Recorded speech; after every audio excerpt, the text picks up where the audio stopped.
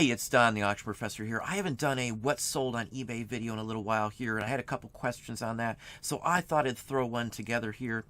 There's a lot of items I've thrown into this list just to give you a little bit of a mix of items, so we're going to go through them right now. So here we are with the first item. This is something I've had up for a little while. This was actually in a haul video. I think I spent like $2.99 on it. If you look back, say 6 or so months ago, you'll find this in there. I listed it right away. I knew it was going to be a long tail item, but I figured it would be well worth it. This is something very unique. It's an early bottle and it was in excellent condition. I put 95 bucks on it. I just let it ride, and that's literally what it sold for. 95 bucks on this one. They paid postage and shipping as well, so that's what we have here. And the next item here is a Ross Verlag postcard, another actress movie-related postcard. I took 20 bucks on this one here. Every one of these cards isn't worth a fortune, but 20 bucks for a few cent purchase is a great return on my investment. Next one here is actually an 8x10 photo. This is an original military-produced image. It was advertising some of their actual rockets and such forth too. So this is an ICBM missile rocket launch. Real photo, I sold it for 10 bucks. That's about average on these images. I put them up, I leave them, I don't touch the price, and I almost always will sell them in a certain length of time. Another one here is a Mattel Hot Wheels International Collector's Catalog. This catalog would have come along with some of the toys, or would have been sitting on a counter, or you could have sent away for it as well too. I took 10 bucks on it. I have 3 or 4 of these, so I wasn't worried on it at all. Next one here is from the $5 purchase I showed you in the very last score that I had. This is one of the items that I actually sold off of it in the first day I listed it. I took $24 basically on this item here. It was only up for about 2 hours. I've now sold 3 from this reel-to-reel lot, and I've got about a $60 profit. I still have 20 more, including the best ones, to still sell. So this will definitely be a $600 profit from just the reel-to-reels in that video. Now here is a rebus, I believe it's pronounced. This is actual puzzle card for a dentist from circa 1870s. It would actually say a story as you read across it. Now, some of the images in here are pretty drastic. There's a decapitation scene, someone getting shot in the next one, pulled out teeth. I mean, this thing looks kind of barbaric if you look at it. And I sold this one and another one just like it for a total of $120 for the 2 cards to this dentist. Next one here is another one of the reel-to-reels. I sold it for $31 and some pocket change. So real good return on the investment right off the bat the first night I listed these. So let's move on from there. Another Edison reel. I took $16.50 on this one. I paid 50 cents a reel for these. Or record, I guess you would call it. These go fairly well if you have the right ones. I usually sell a bunch right off the bat when I first list them, and then I stagger sell 1 or 2 a week from that point on. I never worry if they set because the return on my investment is usually horrendously good. These are items that I usually get at least 80% profit across the board on these, and that includes my fees, processing, everything for this. So again, $16.50 on that one. This postcard was just listed by one of my employees. It was up for a whopping maybe 8 minutes before this sold. So I would imagine this person actually had a saved search for items from this town or this county. Could I have put more on it? Maybe, but 75 bucks is about the top you will see for anything from North Dakota for a real photo postcard, real picture postcard of the state. It's a nice image. It's a nice card. It has some issues and some wear, but I was very happy with the 75 bucks. I paid 50 cents for this card. Next item is a record from that purchase from that very same haul that I paid 5 bucks for the stack from this. I've sold, I think, 9 of these so far from this one lot. We've already made hundreds of dollars back in profit after the entire day. We spent $33 on almost $3,500 worth of merchandise. All this sort of stuff, you can see us actually buying it in there. So you can see where I got it, and you can actually see what we paid for it. So again, perfect example of quick turnaround on some of these early records. You're not going to find comps on a lot of these, so you're going to have to learn how to look them up and learn how to price them correctly to get the most from this area. Let's move on to the next one. Here is an engraved, I believe this, New Year's card. Somebody would have had this printed or bought it as a stock image. This is a full-fledged, either a steel or a copper plate engraved image from 1878. This was actually printed. Rather interesting. This one I took 45 bucks on. Straight out, I was happy, that's fine. This same person bought 11 cards from me for a total of almost $500, I do believe it was. So a nice sale on that one. Here's a pin. This pin has been up for about 7 months. I paid 50 cents or a quarter for it in a bagged lot. I sold it for 40 bucks. Again, I don't worry if the item sits for a little while, because tons of items that have sat for a while sell on a daily basis, day in, day out, night and day, all the time. I never worry about stuff that should sell. Again, I've researched the items. I know my items. I know the value on them. Or if I don't know the value, I can sure as heck find it. That's how I can do this. That's why I make the money on this. Most people wouldn't think it'd be worth something. They'd list it for a certain length of time, drop the price. It might sell at that cheaper price, yes, but it would definitely sell at a higher price if you know how to market it. The keywords are essential in these as well. Next item here is an 8x10 photo. This was up for about 6 hours before it sold. We listed a bunch. We sold a few right off the bat. Like I've said before, if we list a certain amount of items, say 100 items, 3 to 5% of those will sell the very first day they go up, every time we list them. It's just what happens when you have these type of items. It's not like a shirt or something where you got to wait and wait and wait. If it's the right item in the collectibles field, they always sell a certain percentage. After that point, we'll still get constant sales that'll stagger off. It won't be 5 a day or 6 a day. It may be 1 a day, 2 a day, 1 every other day. They're going to continuously sell, though. So, good item here. Now, I had a question on player piano music. I do sell it. This one sold for 25 bucks.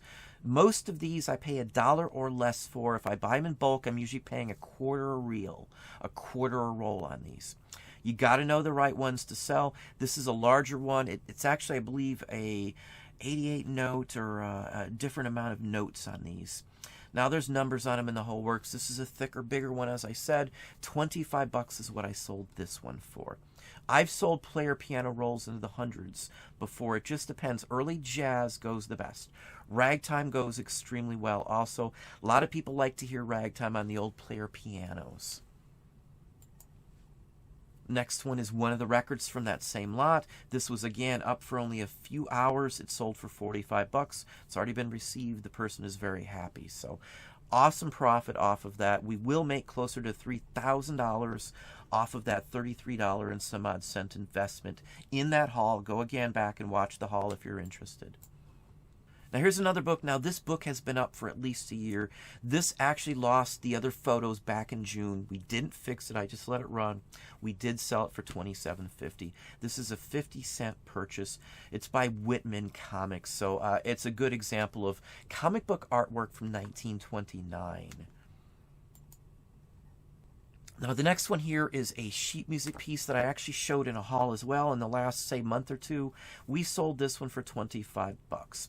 If we list sheet music as well, I usually sell several of a large group right off the bat the very first night, and it pays for everything. If I buy it in big bulk, I can get the cost down to pennies a sheet. Again, a lot of these aren't worth a bunch of money, so maybe 90% of the sheet music that you will find or run into have no real value other than selling in bulk yourself. 25 bucks on this one, as I said. Here is a advertising card for a watch company. Rockford watches. Interesting, really nice one here. It's all ID'd. It's got a cute image. The actual fairy or nymph or whatever you would call it on the front is actually playing with a watch. I took 45 bucks on this one. It was up for a little while. Not bothered by the price. You never know on some of these, and I was very happy either way. So, next one here is an empty 78 album cover. It's just the cover, but this is a fairly scarce one. It's by Charlie Parker. I sold it for $50. We actually sold 2 empty 78 folders this week for a total of $70 for 2 empty ones that were thrown in, given to me because there was nothing in them. So sometimes if you run into these, you may be able to ask, hey, there's no records in it. Can I have this? Or would you give it to me for a lower price? Good example here. The other one was a Wizard of Oz that I sold. Next one here is another book. This one I showed in a haul video as well. I paid $1 for it. I sold it for $10. So about $8 profit once all is said and done. Now here's a postcard. This one's been up for a little while. This again was up before June of last year. It's been up for almost a year. It did sell for the $34.50 that I originally had it listed as. My costs of listing it are like less than $1, so I made almost $30 profit on this item for doing nothing other than letting it run a little longer. Now, as many know, I have talked about the 4th of July. We've sold almost all of our 4th of July postcards, all within a, say, 40-day time frame. We had quite a few. This one went for $27.50. The next one here is another card that went to the same exact person for $27.50. These are $1 or less purchases, probably ones we've got in bulk. Most of these are common cards that I've had many times before, and I usually price in the same price range. Now, if you look this same card up here, you will see that many people only got $8 or $10 for this exact same card. I priced them high and I let them run. I don't care if other people are pricing them lower. People will still buy them at these prices, especially when you get closer to the holidays. Next item here is a Carpenter's A Kind of Hush LP sheet music book. It just has all the songs from the album. That's what these are. It's a fairly thick book, about the size of a standard magazine or a little thicker. I took $25 on this item here. Very happy. I paid $1 for it. All these kind of things I usually pay $1 or less for, especially in bulk quantity, as I just said before. Now, the next item here is a lot of 2 De La Rue cards. Now, I've talked about these many times over. It goes right along the lines of Raphael Tuck cards. This was one of the leading printers to the Majesty, the Queen of England, for many, many years. And some items from this company will actually say that on it. This one would have been worth a little more had it not had the advertisements on it. This is a set of 2. I believe there's actually 2 more to this set. They did a lot of series on these, and you can look these up on many sites as well. I took $50 for these 2 cards. I paid $1 a piece for these in a gum card collection that I was buying. These are the same size, basically, as a gum card, like a baseball card. So you can find these all over if you know what to look for or where to go. So let's move on to the next item here. The next one here is an advertising card for Sunny Slope Vineyards. This is one of 2 that this company made. You can look them up. You'll find the same card on Terra Peak. Average price on this card is $40 to $60. Again, I priced it very high. I sold it for $100. You can look this one up here as well. You'll see both of the other cards that I am talking about. You'll see other ones from the same company, all going for a lot less than what I sold it for. So I always price them in a comparable range on these. I've had 2 or 3 of this exact same card. I knew instantly of value to put on it. So it goes back with research and time and sticking to some areas that can be a benefit to you in many cases. Next one here is a Golden Gate Expo Regal Pale Deluxe Beer advertising label.